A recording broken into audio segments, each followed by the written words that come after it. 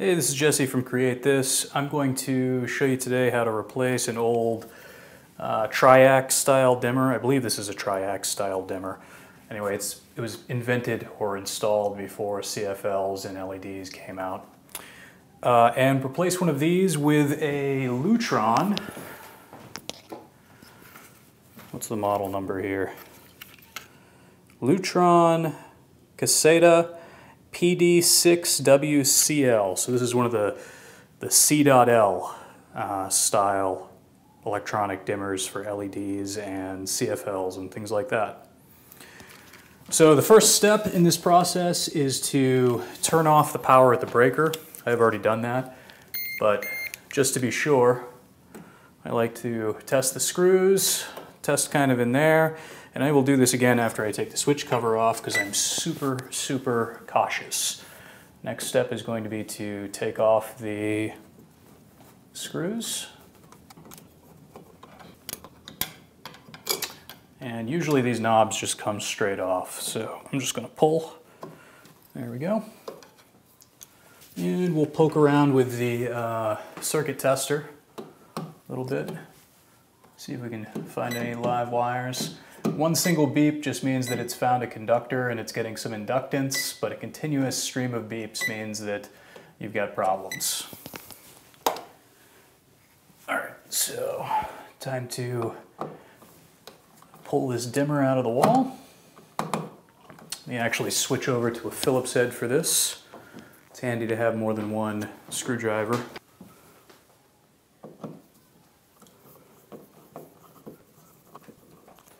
I have plaster walls, so if you have drywall, this is a much older house, 1920s, but if you have drywall, it'll probably look a little bit different. Okay.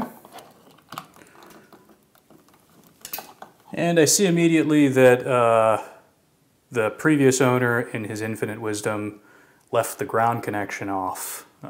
So we're not going to do that. We're going to actually wire it back up with a ground connection because I prefer to not get shocked. Clearly it's strictly not necessary, but it's always a good idea to have your grounds connected. Let's poke around with the circuit tester a little bit, see if we can find any hot wires. Definitely no hot wires in there. It would be screaming by now if there was one. And on this particular tester, my little LED lights up to let me know that the tester's on, so I'm just going to turn that off at this point. Okay, and now let's disconnect this dimmer.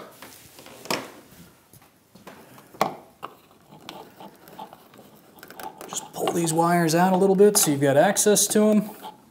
And this is actually a fairly nice setup because they've already got wire nuts on them. I've had a couple of setups where it's a little bit more complicated, but what I don't love about this is my grounding wire, and there's no wire nut on the grounding wire. A couple of the switches in this house have had like a copper crimp connector on there, and I really hate those because they're almost impossible to get off. It takes me like 30 minutes to get one off without ruining the wire. But I really don't like grounding wires without a wire nut on them because it's possible for the wire to work itself loose. You don't want that. If you have a ground fault and you need to dump all of that electricity to the ground, you definitely don't want there to be any gaps for an arc to go across. So we're going to put a wire nut on that. All right. One more little tip. What I like to do is I'd like to get in there with a cell phone and actually photograph the way everything is wired. And that way I have that photo for later on and I can refer back to it in case I forget how everything was wired.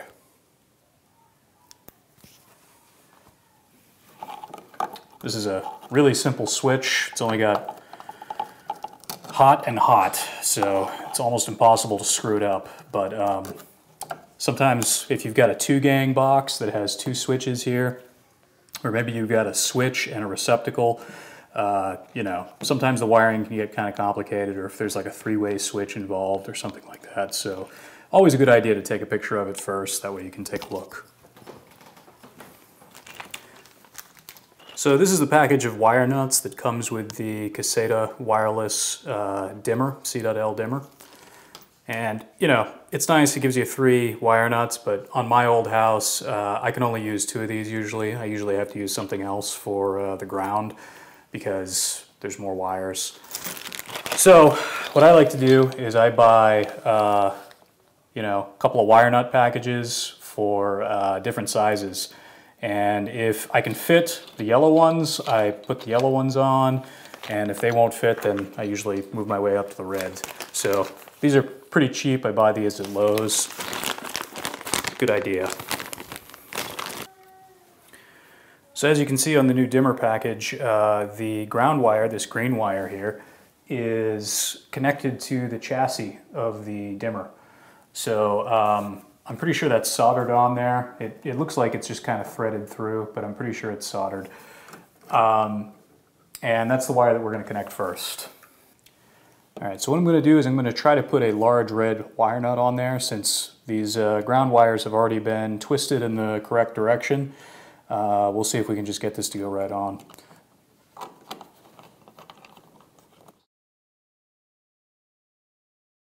All right, what I'd like to do is I like to twist that as far as it'll go. I mean, I'm not sure what the material properties are on these wire nuts, how far you can go with it, but you really want it to be pretty tight, I think. I like the ones that have the wings on the side because they make it easier to turn. And then I just like to give it a tug and see if I can get those wires to come out, pull on the wire nut itself. And if nothing moves, then you've got a pretty solid connection there.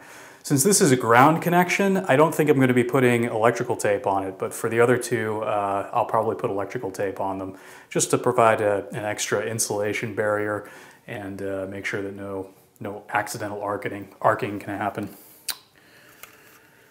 All right, so there's my ground, and now for the other 2. For these hot connections, I'm just going to use these supplied wire nuts that came with the Caseta wireless dimmer. In the past, I've twisted these together, the wires, before putting on the nut, but in this case, I think it'll be fine to just put the nut on. And again, same procedure here. I just give it a little tug, see if I can pull the nut off, and if I can't, I'm pretty good. Maybe tighten it up a little bit if it feels like it gives a little. I like to be nice and thorough. And then we'll put some electrical tape on that in a second.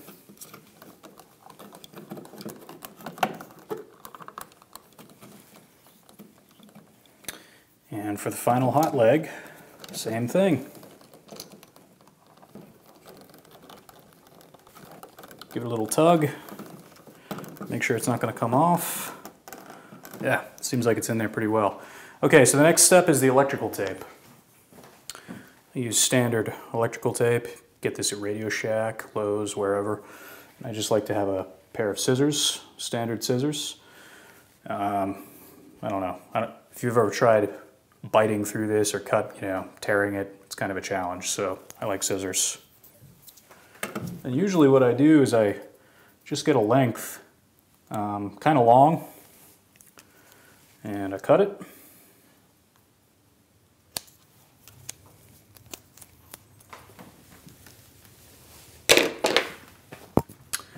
Then I take that length and, you know, these go clockwise to tighten. Righty-tighty, right? Lefty-loosey, righty-tighty. Well, these go clockwise, right? So I like to put the tape on in the same direction. That way, as long as the tape is grabbing the nut, it can't loosen because the tape is resisting the counterclockwise motion. So the first layer I put on usually goes on clockwise. This is probably not going to look pretty because I'm not really into looks, I'm into works. And then the second layer comes down about halfway on the nut, and then the third layer I usually go off of the nut and start wrapping around the wires. And you know, you kind of want to get this third layer as tight as you can on the wires. It gives you a nice solid connection. Okay, nice solid insulation rather. Next piece of tape. Again, same procedure. I like to start on the nut, go around one time, then I come down halfway, go around one time halfway, and then on the third loop, I go off of the nut and I wrap the wire.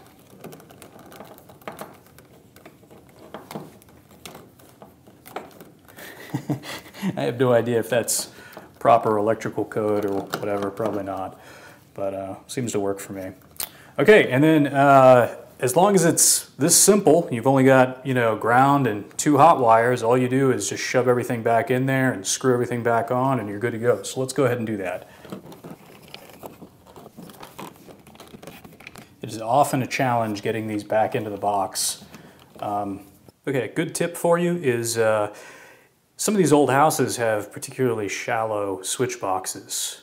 So you might have a hard time getting all of your wires in there and then getting these big chunky switches in there. So what I like to do, especially when I'm replacing a 2-gang switch box, which means 2 of these boxes side by side like this one, what I like to do is I like to buy these extra deep switch boxes and I just replace the entire box when I'm in there.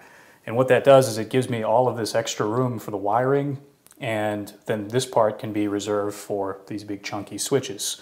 So this is an old work box and it's got these little wings on top, and when you turn these screws with a screwdriver, these wings pop out, and what happens is it pinches the drywall in this area between this top lip and these wings.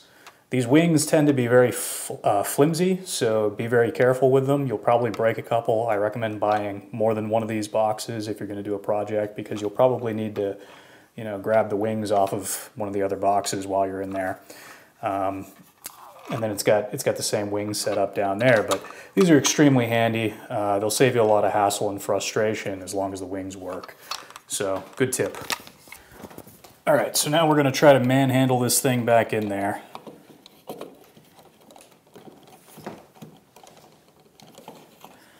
Looks like I'm pretty close, but I still need to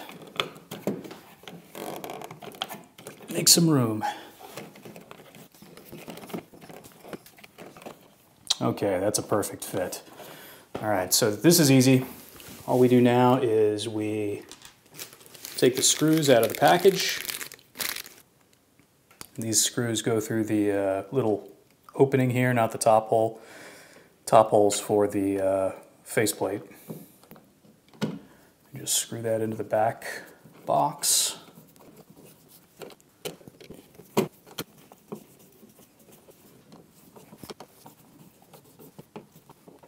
Okay, that's on there pretty securely. Next thing you need is a switch plate, and you're going to need a new one because, you know, it's probably not going to be the same shape as the old dimmer. I buy these at Lowe's for, oh, I don't know, $1.50 or something. I mean, they're still fairly cheap. They come with screws, so don't lose the screws. This particular one has nearly threaded screw holes, which is odd. Okay, so what I like to do is I like to test fit this. I push it flush against the wall, and then I test fit the flushness of the switch.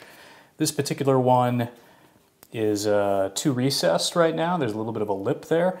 So I'm going to unscrew the switch so that it sticks out a little bit more, and it'll be flush with the switch.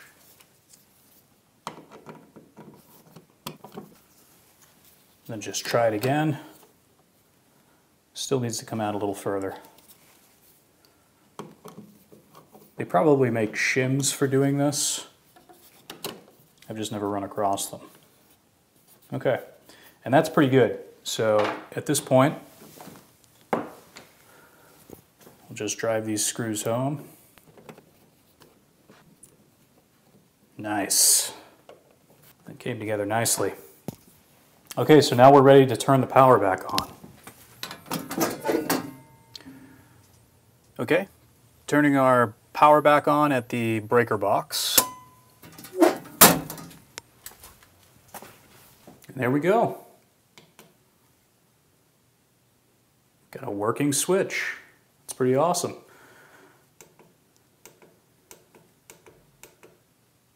So you can't see the lights that this is controlling, but it took about five clicks to get the LEDs to come on. That's totally dependent on the LEDs.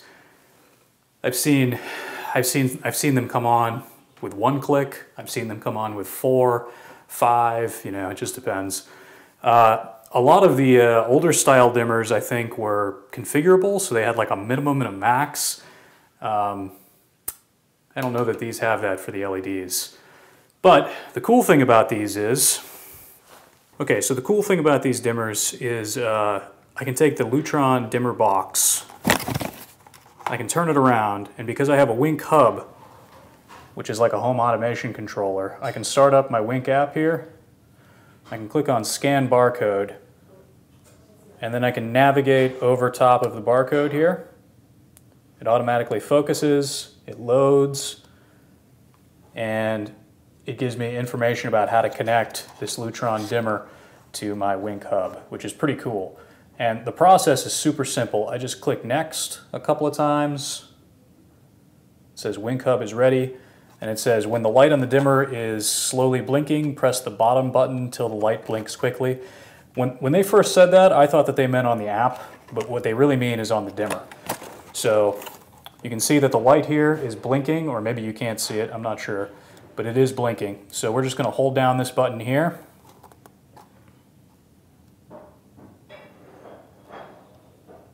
Okay, now they're flashing.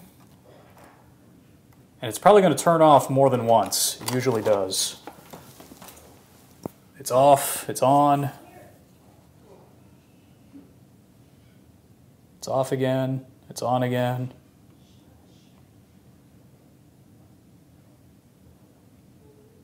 And I should get a "you're paired" message in my app. Here it says paired to Wink hub. So now I click next, and I can name the light.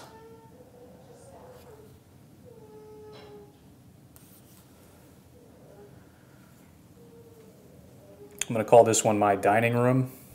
Okay, my mic cut off on my camera, my battery died, so I'm going to do a little voiceover. Click next here. It asks if I want to pair a remote. I don't. Little tip. Get rid of that. All right, so this is where my lights are, and there's my dining room light. I can turn it on, and I can see that it came up a little bit, but I need to dim it up. So I'm going to raise the dim level here on the control. Then I'm going to turn it off, and I see that it went down. I'm going to turn it back on, and this time I see that it went all the way up. That's good. And then I can also dim it or undim it on the phone, and I see that it changes on the control panel of the dimmer as well. That's it. Jesse at CreateThis. Please subscribe.